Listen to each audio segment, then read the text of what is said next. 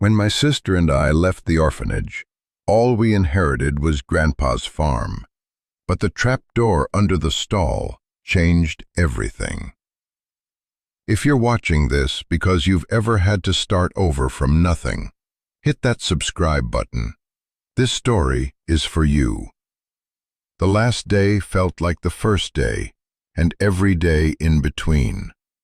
The air in the administrator's office at St. Jude's Home for Children was the same recycled, faintly antiseptic air that had filled my lungs for 3,652 days. 10 years, I'd counted.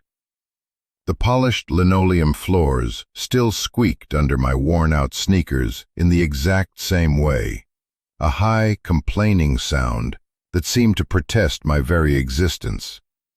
Mrs. Gable, a woman whose face was a permanent mask of strained patience, slid a manila envelope across her desk. It made a dry, rasping sound. My entire life, or what the state considered the legal residue of it, was contained in that flimsy paper folder. My birth certificate, my Social Security card, and a final check for $112.43. My severance package from childhood.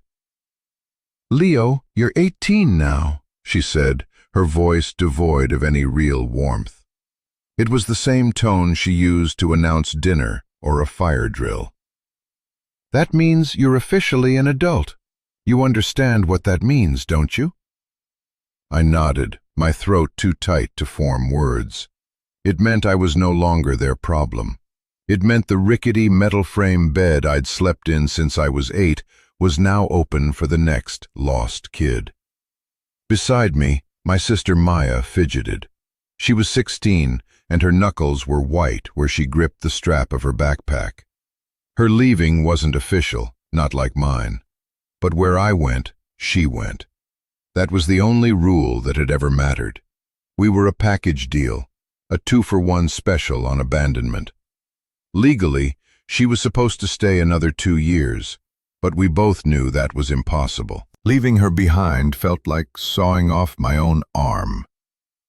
So we had a plan, a stupid, desperate plan involving a bus ticket and a shared room at a weekly rate motel until I could find a job. Any job. "And Maya," Mrs. Gable said, turning her tired gaze on my sister, "I've advised against this, you know that. Leo is barely an adult himself. He can't be your legal guardian without a proper home and income." "He's my brother," Maya said, her voice small but sharp, like a sliver of glass. It was the only defense we'd ever had. Mrs. Gable sighed, a puff of weary air. She'd seen it all before.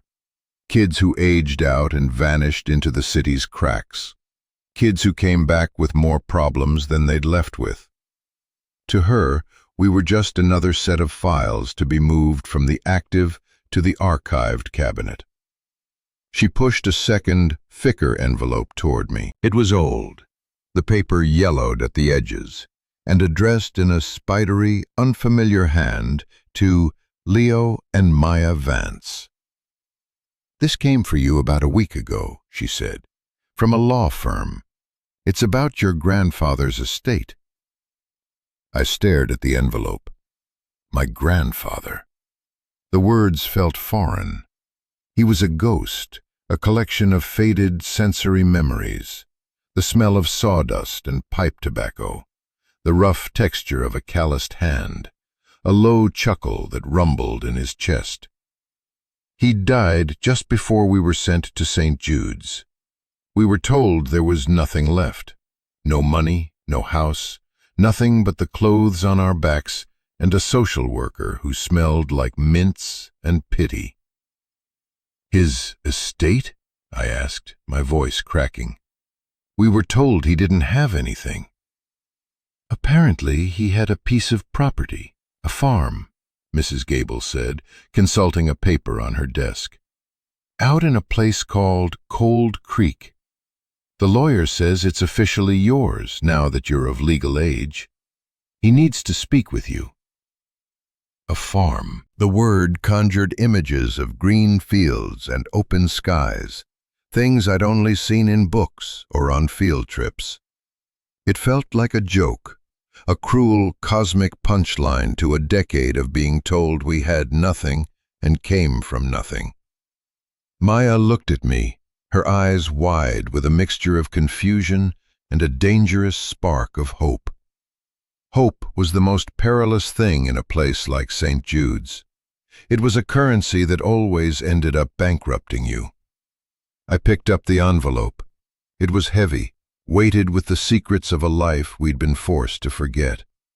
The lawyer's name, Arthur Abernathy, was printed in the corner, with an address in a town I'd never heard of. For the first time all day, a feeling other than numb dread began to seep into my veins. It wasn't hope, not yet. It was just a question mark. A tiny, uncertain path branching off the dead-end road I thought we were on. We said our goodbyes, which were as hollow and echoing as the hallways we walked down for the last time. A few of the other kids waved. Most just watched, their faces impassive. They knew the drill. One day, it would be their turn. Stepping out of the heavy oak doors of St. Jude's and into the hazy afternoon sun felt like breaking the surface of the water after holding your breath for a decade. The air was different.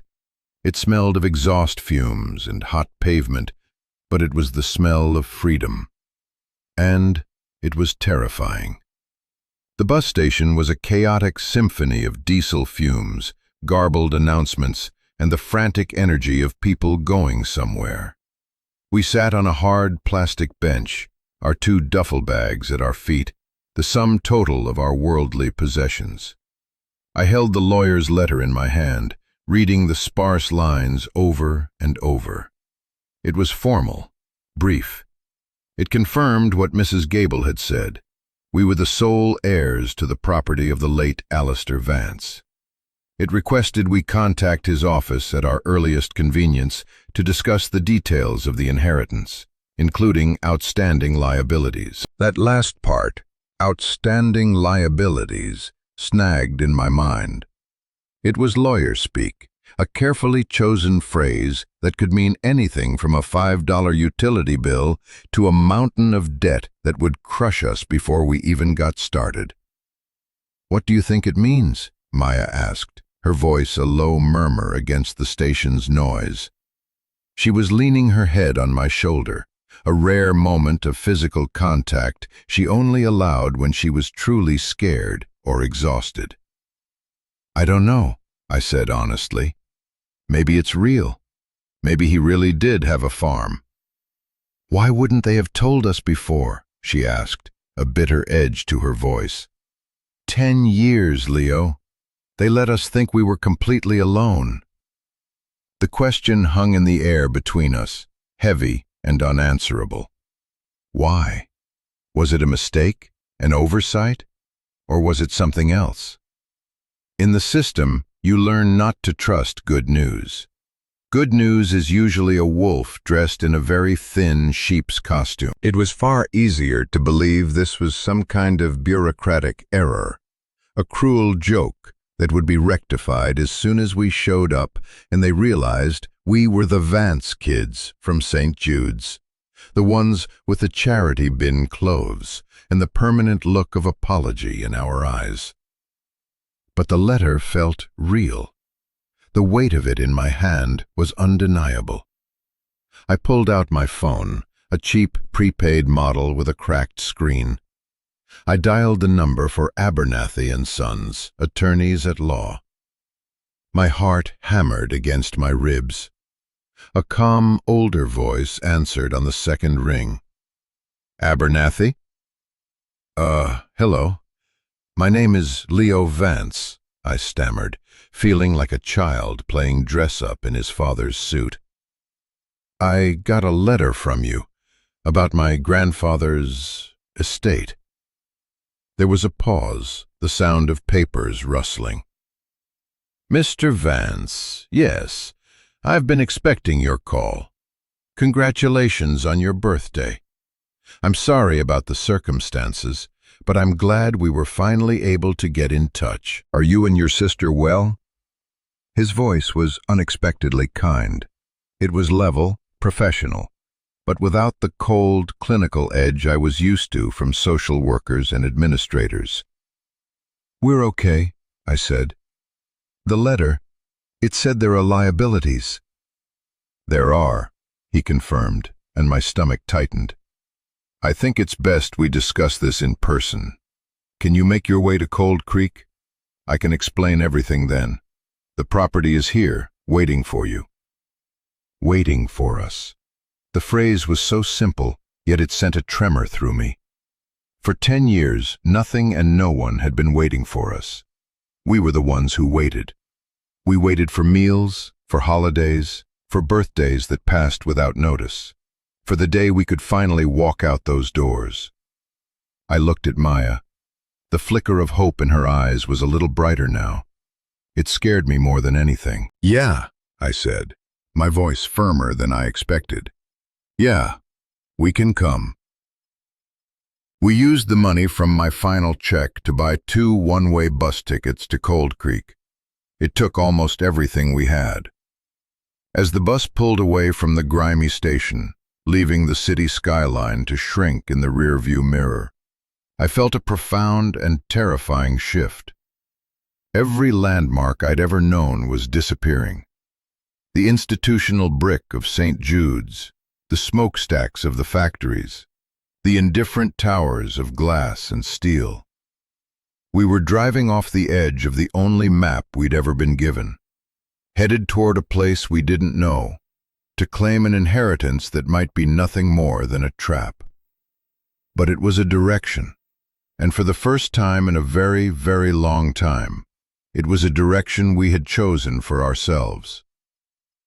The journey to Cold Creek was like traveling backward in time. The 4-lane highway gradually narrowed into a 2-lane country road, flanked by endless fields of corn that rustled in the wind like a whispering crowd. The city's gray palette bled away, replaced by the deep greens and browns of the countryside. Billboards for lawyers and fast food gave way to hand-painted signs for fresh eggs and local diners. Maya, who had been tense and coiled beside me for the first hour, slowly started to relax. She pressed her forehead against the cool glass of the window, watching the landscape slide by. "Do you remember him?" she asked quietly, her breath fogging a small patch of the window. I knew who she meant. "A little," I said. "Bits and pieces. I remember he smelled like dirt and coffee, and he had this big, loud laugh. He used to let me sit on the tractor with him. The engine was so loud it made my bones vibrate. I remembered the feeling of safety in his presence, a solid, unshakable thing. A feeling I hadn't experienced since the day he was gone. After he died, everything had fallen apart with a speed that still left me breathless. Our parents were already long gone, a story told to us in hushed, incomplete sentences. He was all we had, and then he wasn't. The state had stepped in, and the world had shrunk to the size of a dormitory room and a chain-link fence. "I remember his hands," Maya said, her voice wistful. "They were huge, and they had all these cracks and lines on them, like a map." The bus shuddered to a stop in what appeared to be the center of Cold Creek. It wasn't so much a town as a suggestion of one.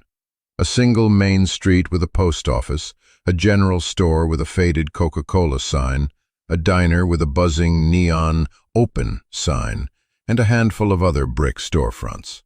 The law office of Arthur Abernathy was right there, a modest brick building with large, clean windows.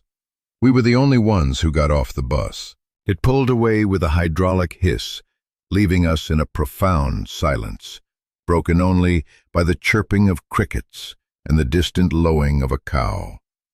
We were aliens here, Our city clothes, our nervous energy, it all felt wrong. We might as well have been wearing signs that said, orphans. Mr. Abernathy was a man who looked like he'd grown out of the town's very soil. He was older, with kind, crinkling eyes and a shock of white hair. He wore a rumpled tweed jacket despite the warmth of the day. He greeted us with a firm handshake and a gentle smile, ushering us into an office that smelled of old books and lemon polish. He didn't treat us like charity cases or problems to be managed. He treated us like clients. He treated us like adults. "Leo, Maya, it's good to finally meet you in person," he said, gesturing for us to sit in two worn leather chairs that faced his massive oak desk. "Your grandfather was a good man, a stubborn man, but a good one." He got straight to the point. He spread a large property map out on his desk. "This is it," he said, tapping a large, irregularly shaped parcel of land.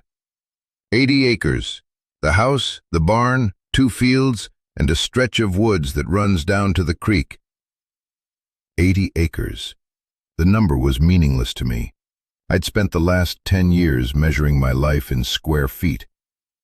"Now for the difficult part," he said, his tone becoming more serious. He slid a folder across the desk. It was thick with official-looking documents. "Your grandfather took out a second mortgage on the property a few years before he passed. He fell behind on the payments, and the property taxes haven't been paid in nearly 3 years. The total amount outstanding is significant." He named a figure that made the air leave my lungs. It was an impossible number, more money than I could imagine earning in a lifetime of washing dishes or stocking shelves. The tiny spark of hope that had ignited in me sputtered and died, drenched in the cold reality of debt. "So we don't own it," I said, my voice flat. "The bank does." "Not yet," Mr. Abernathy corrected gently. "But they will. The foreclosure auction is scheduled in 90 days. We can delay, but we can't stop it indefinitely." He let that sink in. The silence in the room was heavy, thick with our disappointment. Maya was staring at the map, her face pale. The beautiful green shape on the paper was a mirage. "However," he continued, steepling his fingers, "there is another option. I've been contacted by a development corporation, Pioneer Holdings. They've been buying up a lot of the old farmland in this area. They're planning a large residential community. They've made an offer on your grandfather's property." He named another figure. This one was smaller, but it was positive. After paying off the mortgage and the back taxes, we would be left with a modest sum. Enough for a security deposit on an apartment, enough to live on for a few months while I found work. It was a lifeline. It was the sensible choice. A clean break. The kind of practical, unsentimental decision the world had been training me to make for 10 years. "They need an answer within 30 days, Mr. Abernathy finished. "It's a fair offer, considering the circumstances. It would give you two a fresh start." A fresh start. That's what Mrs. Gable had called it. But this felt like the same old story. Sell off the past, take what little you can get, and keep moving. I looked at Maya. She was still staring at the map, her finger tracing the blue line that marked the creek. "Can we see it?" she asked, her voice barely a whisper. "The farm, before we decide." Mr. Abernathy smiled, a genuine, warm smile this time. "I was hoping you'd ask that.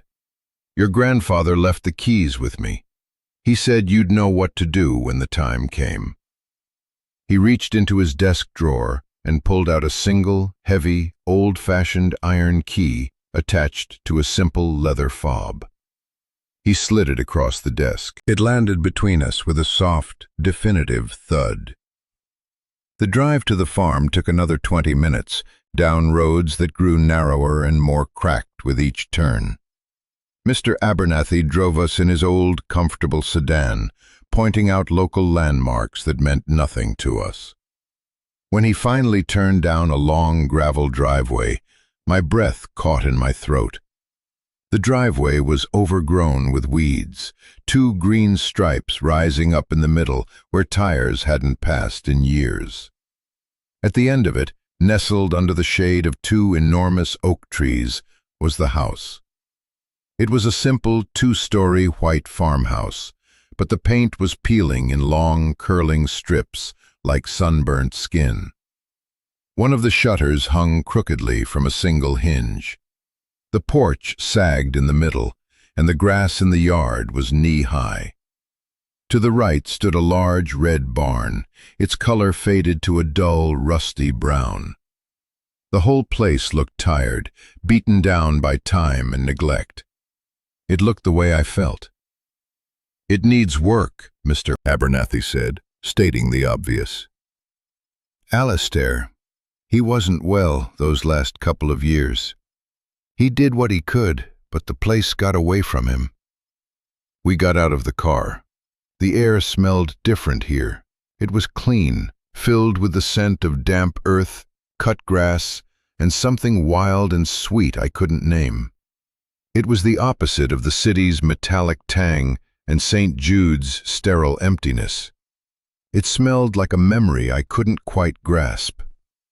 Maya walked ahead of me, her steps slow, hesitant, as if approaching a sleeping animal she didn't want to wake. She reached out and touched one of the thick, peeling columns of the porch. "This is it," she whispered. I took the heavy iron key from my pocket. It felt warm from my hand. It slid into the lock on the front door with a gritty, satisfying crunch. The door swung inward on groaning hinges, opening into darkness and the stale, close air of a place that hadn't breathed in a long time. Sunlight streamed in behind us, illuminating a universe of floating dust motes. The inside of the house was a time capsule. Everything was covered in a thick layer of gray dust, but it was all still there. A worn armchair sat facing a cold stone fireplace. A stack of old magazines rested on a small end table.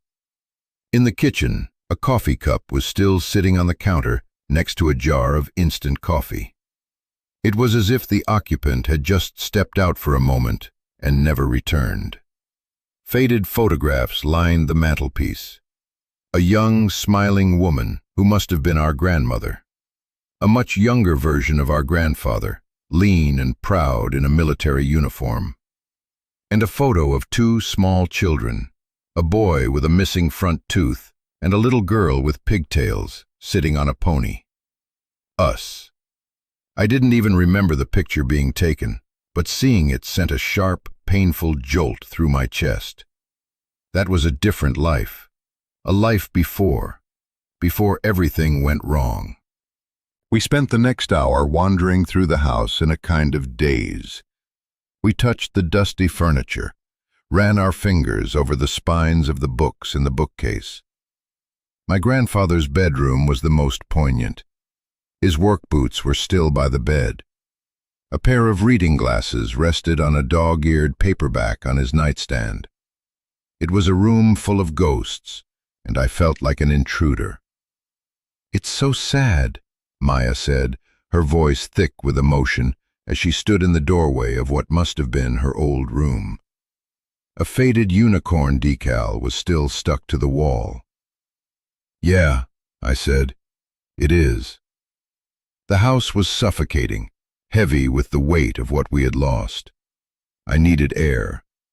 I pushed open the back door and stepped outside. The backyard was even more overgrown than the front, a wild tangle of weeds and wildflowers. But beyond it, the land opened up. A vast, rolling field stretched out toward a line of dark trees in the distance. The sky felt immense, a huge blue bowl overhead. For a decade, my view of the sky had been framed by a window with bars on it. This was different. This was endless. This was terrifying and beautiful all at once. My gaze was drawn to the big red barn. It was the heart of the farm, the place where the real work was done. I felt a pull toward it, a need to see inside. The main doors were huge, and they slid open on a rusted track with a deep, groaning sound that echoed in the cavernous space. The interior of the barn was dim, with shafts of sunlight cutting through gaps in the wooden walls, illuminating the swirling dust. It smelled powerfully of old hay, earth, and animals. It was a cathedral of memories. I could almost hear the phantom sounds of a cow lowing, the stamp of a horse's hoof. Empty stalls lined one wall, their wooden gates hanging open. A hayloft loomed above, draped in cobwebs as thick as cotton candy. Tools hung in neat rows on the far wall, their metal heads coated in a fine layer of rust. It was a place of work, of purpose. I walked down the line of stalls. My hand trailed along the top of the wooden partitions, the wood worn smooth by time and the rubbing of countless animals. I stopped at the last one. It was smaller than the others, the pony stall.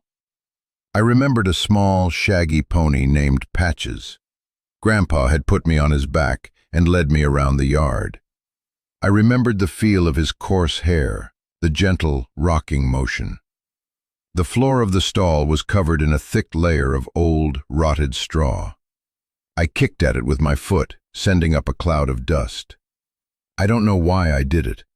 Maybe I was just angry at the neglect, at the decay. Maybe I was looking for something, though I didn't know what. My foot hit something hard, something that wasn't dirt or rotted wood. It made a solid, thudding sound. Curious, I knelt and began to scrape away the layers of damp, decomposing straw. My fingers brushed against wood, not the rough, splintery wood of the floorboards I expected, but something smoother, more finished. I cleared a larger area. It was a section of the floor, about 3 feet square, that was different from the rest. The planks were newer, cleaner, and they were set inside a distinct frame. And in the center of one of the planks, nearly hidden under the grime, was a small, recessed iron ring. My heart started to beat faster. It was a handle. It was a trapdoor. "Maya!" I yelled, my voice echoing in the huge, silent barn. "Get in here! You have to see this!" She came running from the house, her face etched with concern. "What is it? Are you okay?" "Look," I said, pointing at the floor. Her eyes followed my finger, and she gasped. "What is that?" "I don't know." Together we gripped the cold iron ring. It was stiff, sealed shut by years of disuse and grime. We pulled, grunting with the effort. At first it didn't budge. It felt like we were trying to lift the whole world. Then, with a loud crack of splintering wood and a groan of protest, it moved. We heaved it upward. The trapdoors swung open, revealing a dark, square hole in the ground. A set of steep wooden ladder rungs led down into blackness. A cool, musty smell, the smell of deep earth and secrets, wafted up to meet us. We stared down into the hole, our breath held tight in our chests. For a moment, we were just kids again, on the verge of an adventure, the weight of the world momentarily forgotten. "Are you going down there?" Maya asked, her voice a mix of fear and excitement. "We are," I said. I used the flashlight app on my phone, its thin, digital beam cutting a weak path into the darkness. I went first, testing each rung of the ladder before putting my full weight on it. The wood was old, but felt solid. The air grew cooler and damper as I descended. The cellar wasn't large, maybe 10 feet by 10 feet, with stone walls and a hard-packed dirt floor. It was completely empty, except for one thing. Sitting directly in the center of the floor, as if placed on a stage, was a heavy, dark green metal box. It looked like an old military footlocker. It was secured with two heavy latches and a thick, sturdy padlock. "What is it?" Maya called down from above. "It's a box," I said, my voice sounding small in the enclosed space. "A big one. It's locked." It took both of us to haul it up the ladder and out of the cellar. We dragged it across the barn floor and out into the daylight, blinking in the sudden brightness. It was heavier than it looked, solid and imposing. The padlock was old and rusted, but it looked formidable. "Now what?" Maya asked, circling the box like a wary animal. "Now we find a way to open it," I said. Back in the barn, we found a heavy-duty crowbar hanging on the tool wall. It felt strange and powerful in my hands. I wedged the tip into the padlock's hasp and put all my weight into it. The metal creaked, groaned, and then, with a sharp, explosive snap, the lock broke. The sound echoed through the barn like a gunshot. We paused, hearts pounding, and looked at each other. This was the point of no return. Whatever was in this box was going to change things. It had to. Slowly, I lifted the two latches. They clicked open with a satisfying mechanical sound. I took a deep breath, and together, we lifted the heavy lid. I don't know what I was expecting. Gold bars, antique jewelry, a pile of cash. The things you see in movies. But the reality was far more mundane and far more mystifying. The box was filled with carefully packed items, wrapped in oilcloth to protect them from the damp. There was a smaller metal cash box, also locked, but with a keyhole, not a padlock. There were several thick, leather-bound journals, and on top of it all was a thick, sealed manila envelope. On the front, written in my grandfather's familiar, looping script, were our names: Leo and Maya. My hands were trembling as I picked it up.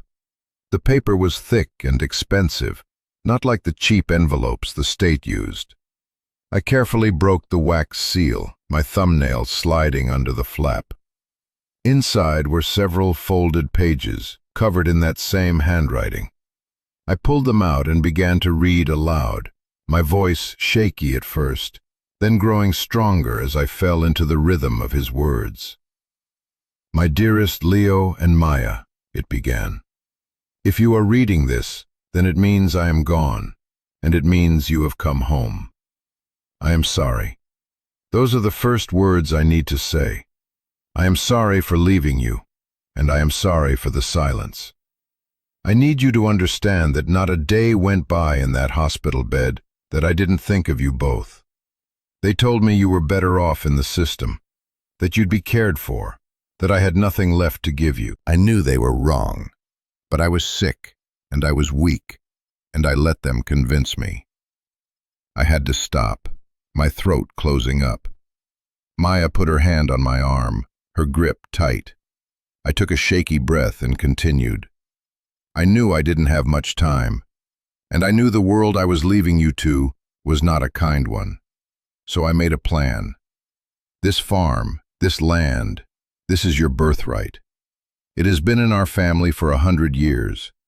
But I knew that if I left it to you directly, the state would sell it to pay for your care. They would have sold it for pennies on the dollar to the first vulture who came along, and given you whatever was left when you turned 18. I couldn't let that happen. So, I created a maze. I took out a mortgage I never intended to pay. I let the taxes fall behind. I made the property look like a liability, a poisoned well that no one in their right mind would want. I made it look worthless, so that it would be left alone long enough for you to grow up and claim it for yourselves. My head was spinning. It wasn't neglect. It wasn't failure. It was a strategy. A desperate, brilliant, heartbreaking strategy. Everything you need is here, the letter continued. But you're going to have to work for it. You're going to have to prove you're ready. In this box is another box. The key to it is hidden in the house. It's in the place where time stopped for me. Find it. What's inside will give you a choice. You can take it and walk away, start a new life somewhere else. I wouldn't blame you if you did. Or you can stay. You can fight for this place. You can make it your home again. The choice is yours, and yours alone. Whatever you decide, know that I love you. I have always loved you. Be good to each other. You're all you've got. All my love, Grandpa Alistair. I finished reading, and the pages fell from my hand. The silence in the barn was absolute. The afternoon sun streamed through the gaps in the walls, and for the first time, they didn't look like signs of decay. They looked like rays of light, of hope. Maya was crying, silent tears tracking paths through the dust on her cheeks. I wrapped my arm around her, and for the first time in 10 years, I felt the ghost of my grandfather's presence, not as a painful memory, but as a warm, protective embrace. He hadn't abandoned us. He had been fighting for us all this time from beyond the grave. The letter changed the texture of the air. The farm was no longer a burden, a dilapidated property tied to a mountain of debt. It was a test. A puzzle box left for us by a man who had seen the end of his life and had spent his last days trying to build a new beginning for ours. Suddenly, the developer's offer, the sensible, clean break option, felt like a betrayal. It was the easy way out, the path Grandpa had fought so hard to keep us from being forced down. But the alternative was terrifying. We had a locked box and a cryptic clue. We had no money, no resources, and a 90-day foreclosure clock ticking over our heads. "What do we do?" Maya asked, wiping her eyes on the sleeve of her hoodie. Her voice was small, but the note of despair was gone, replaced by a fragile thread of resolve. "We find that key," I said.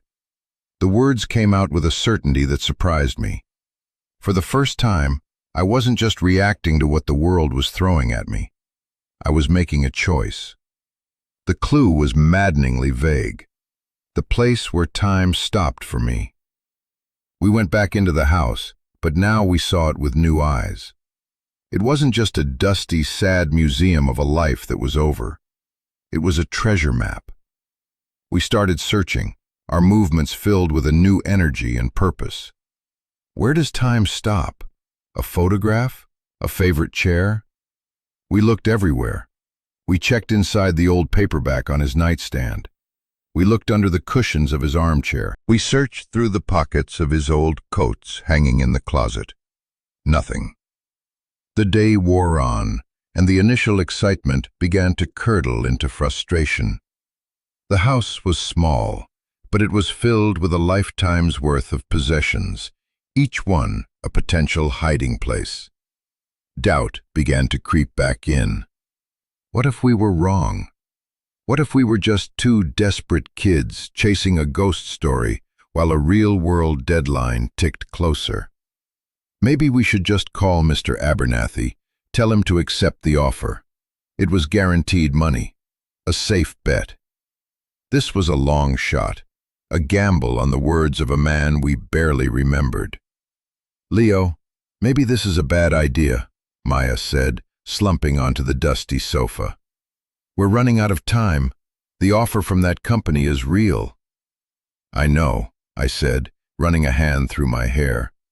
"But this feels real too. He wouldn't have done all this, the box, the letter, just to lead us on a wild goose chase. He was protecting this place for us, for a reason." I think about this moment a lot. It's a hinge point in a person's life. You're standing in a hallway with two doors. One is open, and you can see the room inside. It's plain, it's safe, it's exactly what you expect. The other door is closed. You have no idea what's behind it. It could be a cliff, or it could be a garden. And you have to choose. If you're watching this right now, and you're standing in a hallway like that, let me know in the comments. Sometimes just writing it down can help you see which handle you're meant to turn. We all have those moments, and it helps to know you're not the only one staring at a closed door. I walked over to the stone fireplace, leaning my forehead against the cool, rough surface. My eyes drifted over the mantelpiece, over the smiling faces in the dusty photographs. And then I saw it, an old ornate mantel clock, its polished wood dark with age. Its hands were frozen at 7:15. I didn't know the significance of the time, but it was quite literally a place where time had stopped. My heart hammered. I reached up and carefully lifted the clock from the mantel. It was heavier than I expected. I turned it over. A small, hinged door on the back covered the clockwork mechanism. My fingers fumbled with the tiny latch. I swung the little door open. And there, nestled among the brass gears and coiled springs, was a small, ornate brass key. It was tied to one of the gears with a piece of string. It was so simple, so elegant. He had hidden it in plain sight. "Maya," I said, my voice barely a whisper. "I found it." We carried the small metal cash box to the kitchen table, the only relatively clean surface in the house. We wiped it down with the hem of my shirt. The brass key slid into the lock with a smooth, oiled precision. I turned it. A loud click echoed in the silent kitchen. I lifted the lid. The first thing we saw was money. Stacks and stacks of it. Not new, crisp bills, but old, circulated currency, bound with rubber bands. It was more money than I had ever seen in my life. We counted it, our hands shaking. It was enough. Enough to pay the back taxes, enough to pay off the second mortgage, and enough to live on for at least a year, maybe more if we were careful. My knees felt weak, and I had to sit down. We weren't destitute anymore. We had a foundation. We had a chance. But there was something else in the box, underneath the cash. It was another envelope, thicker than the last, with the single word, "Read," written on the front. I opened it. Inside was another letter, but also a sheaf of other documents, property deeds, bank statements, and what looked like legal correspondence. I began to read the second letter aloud. "Leo and Maya," it started. "If you found this, it means you chose to stay. It means you chose to trust me. I am proud of you. Now you need to know the whole truth. The money in this box is not from some secret fortune. It's from this land. Over the years, I sold off small 5-acre parcels of the woods down by the creek. But I didn't sell them to just anyone. I sold them to our neighbor, a good man named Marcus Thorne, whose family has farmed next to ours for generations. I sold them for cash, quietly, off the books. I knew he would be a good steward of the land. The money was my insurance policy for you." He went on to explain the real enemy. "You will have been approached by a company called Pioneer Holdings. They are not developers. They are predators. They came to me years ago with a low-ball offer. When I refused, they started playing dirty. They use a shell corporation to buy up local debt. They challenge property lines. They file frivolous lawsuits. They bleed people dry until they have no choice but to sell. The back taxes you've been told about? They are fraudulent. The county has me on a payment plan, which is perfectly legal. Pioneer's lawyers bought the lien and are using it to accelerate a foreclosure that has no legal standing. The documents in this envelope will prove it. They are copies of my correspondence with the county tax office and proof of my payments. Take them to Arthur Abernathy. He's a good man. He was my friend. He didn't know the whole plan, but he can be trusted. He will know what to do. The letter was a bombshell. The debt, the foreclosure, the ticking clock, it was all a lie.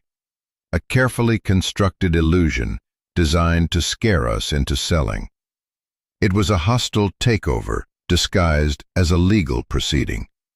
My anger was a cold, hard knot in my stomach.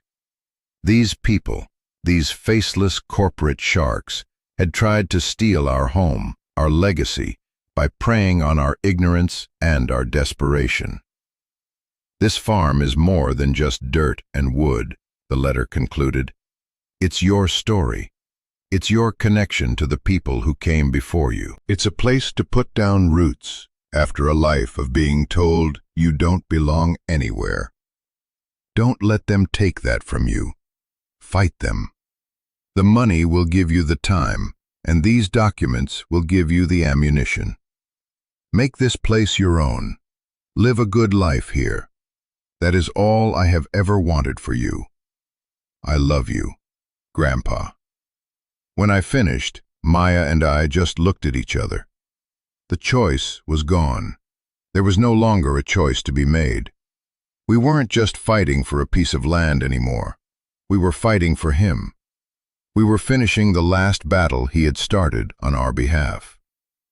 The next morning, we walked the 3 miles back into town. We didn't bother to call. We walked right into Mr. Abernathy's office, the envelope of documents in my hand. He looked up in surprise as his secretary showed us in. "Leo, Maya, I wasn't expecting you so soon. Have you made a decision about the offer?" "We have," I said, my voice steady. I placed the envelope on his desk. "We're not selling, and we'd like you to read this." He opened the envelope and began to read my grandfather's letter. As he read, his expression shifted from professional curiosity to surprise, then to a deep, furrowed brow concentration.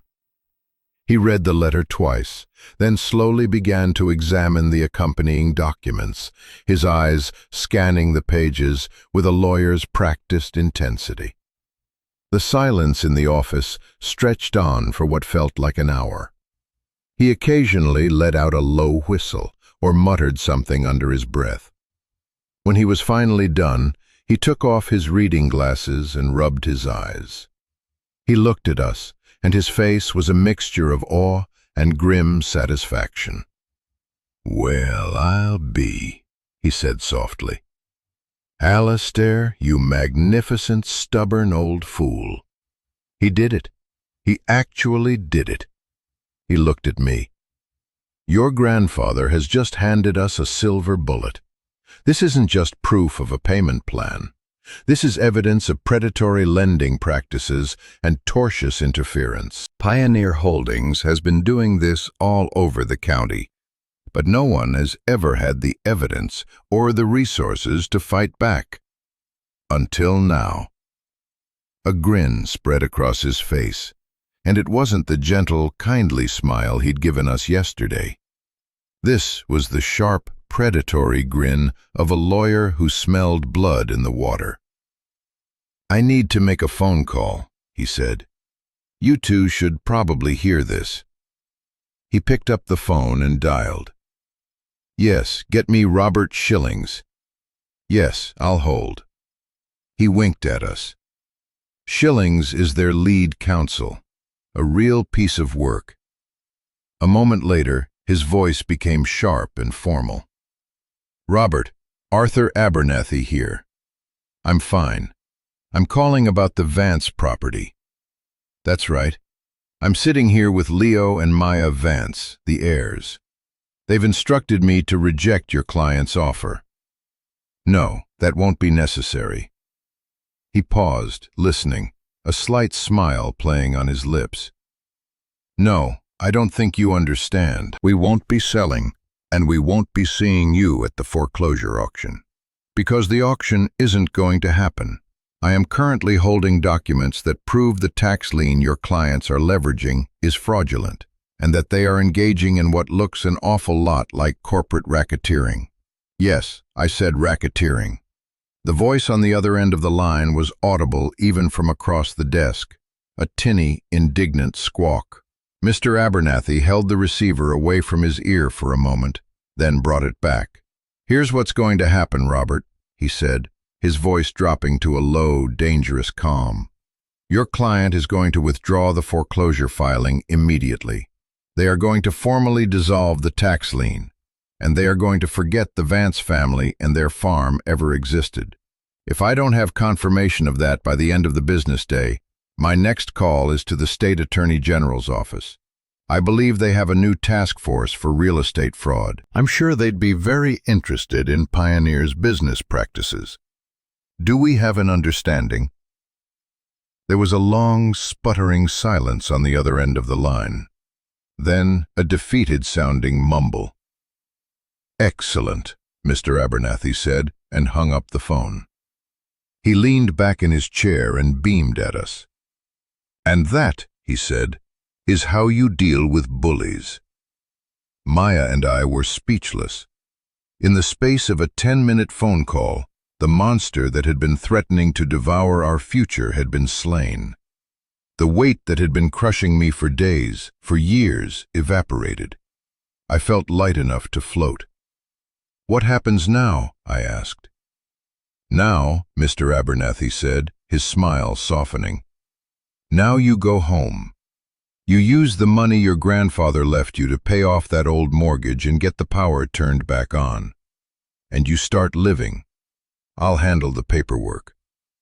We walked out of that office and into the bright sunlight of Cold Creek, and this time the town didn't feel strange or alien. For the first time, it felt like it could be ours. The walk back to the farm was different. Our steps were lighter. We weren't trespassers anymore. We were owners. We were home. The months that followed were a blur of hard work. We used Grandpa's money to pay off the mortgage, just as Mr. Abernathy advised. We paid a local electrician to get the power back on, and the first time we flipped a switch and the lights flickered to life in the old house, it felt like a miracle. We scrubbed the house from top to bottom, clearing away a decade of dust and neglect. With every layer of grime we removed, it felt like we were scrubbing away the institutional grayness of St. Jude's from our own souls. We weren't just cleaning a house, we were reclaiming our lives. We started small. We fixed the sagging porch, replacing the rotten boards with new, sweet-smelling pine. We painted the house, a crisp, clean white that seemed to gleam in the sun. We bought seeds in town, and with the help of a book from the local library, we planted a small vegetable garden in the overgrown patch behind the house. I found an old push mower in the barn, and after an hour of tinkering, I got the engine to sputter to life. The smell of freshly cut grass became the new scent of our freedom. The work was hard, physical, and exhausting. We ached in muscles we didn't know we had. But it was a good kind of ache. It was the ache of building something, not just being processed by something. Every nail we hammered, every weed we pulled, was an act of defiance. It was a declaration that we were still here, that we had survived, and that we were putting down roots. Maya blossomed. The quiet, wary girl who had left St. Jude's began to fade, replaced by a confident young woman with dirt under her fingernails and a constant, genuine smile. She found she had a talent for gardening, coaxing life from the stubborn soil with a patience and care I'd never seen in her. She talked about finishing high school at the local school, about maybe studying agriculture at the community college. She was making plans. She was building a future. I found my own peace in the vastness of the barn. I organized Grandpa's tools, cleaning the rust from them, learning their names and their uses. I read his old journals. They weren't diaries of feelings, but records of the farm. When to plant, what to mend, how to read the weather in the clouds. They were a textbook on how to live in this place, a final gift of guidance. In his spare, practical words, I began to understand the man he was.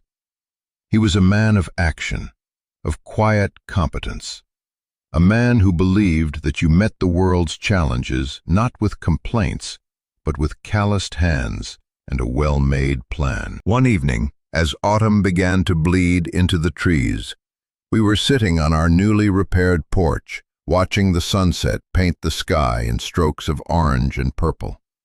The air was cool and crisp. We weren't talking, just sitting in the comfortable silence that had grown between us, a silence built not on shared trauma, but on shared purpose. "You know," Maya said softly, "I don't think I've ever really felt safe. Not until now." Her words hit me hard, because I realized it was true for me too. Safety at St. Jude's was an illusion. It was the absence of immediate danger, but it wasn't peace. It was a holding pattern. This was different. This was a deep, foundational sense of belonging. This land was ours. This house was ours. Our future was ours to build or to break. "Me neither," I said. My grandfather hadn't just left us a farm. He hadn't just left us money.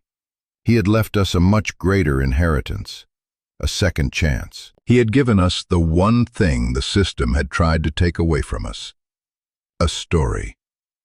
We weren't the orphans from St. Jude's anymore. We were the Vance kids from the old Alastair Vance farm. We had a history, we had a place, and we had a future. He had understood that a home isn't just four walls and a roof. A home is a story you belong to. And he had made sure ours didn't end with, "Once upon a time there were two children who lost everything." He had given us the chance to write the next chapter ourselves. As I sat there, watching the last sliver of sun dip below the horizon, I thought about inheritance. It's a word we usually associate with money or property. But maybe the most important inheritances are the ones we can't see.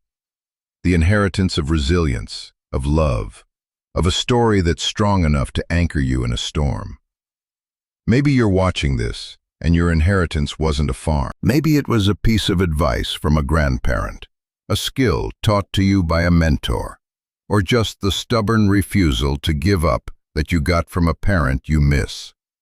Maybe it was just a choice, a single moment where you decided to fight for yourself.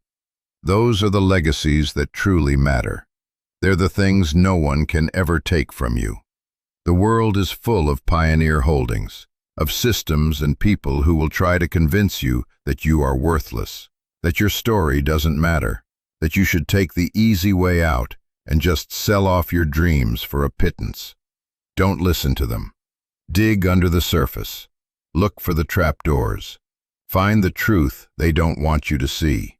Your real inheritance is waiting there for you. It's the strength you didn't know you had. It's the home you can build for yourself, even if you have to do it one board, one brick, one seed at a time. Thank you for listening to our story. If it resonated with you, if you've ever had to fight for your own piece of the world, please subscribe. This channel is a community for people who understand that the most broken ground can often yield the most beautiful harvest. And in the comments below, I'd love for you to share. What's the most important thing you've ever inherited? It doesn't have to be money or property. Tell me about the inheritance that truly shaped you.